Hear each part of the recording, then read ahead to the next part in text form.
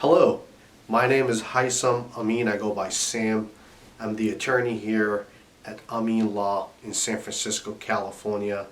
Today I will be discussing what the prosecutors will need to prove in order to convict somebody for solicitation of prostitution pursuant to Penal Code Section 647B, and I'll be also discussing the defenses one can make in order to prove his or her innocence.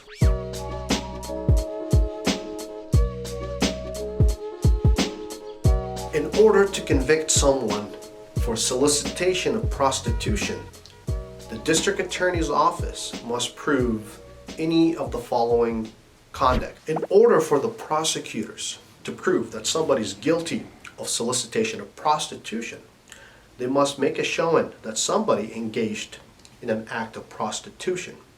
For example, when somebody pays another person for sex, or when someone receives money in exchange for sex, or when someone receives a benefit or something of value in exchange for a sexual act. Another way for the prosecutors to prove that someone is guilty of 647B is to make a showing that there was solicitation of prostitution. For example, someone asked another person to engage in sexual activity with the intent to consummate the action. Another common theory by which the prosecutors may argue in order to prove that someone is guilty of 647B is to make a showing that someone agreed to engage in an act of prostitution.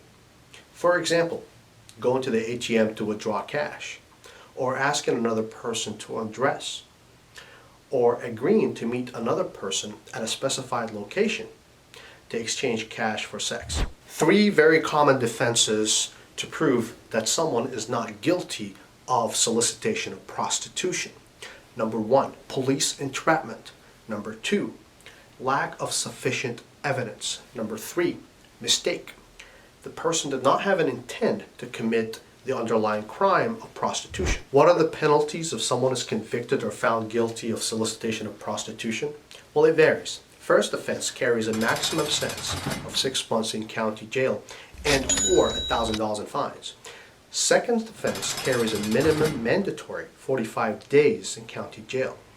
Third offense carries a minimum mandatory 90 days in county jail. There's also enhancements if you use the vehicle and if you are within a residential area.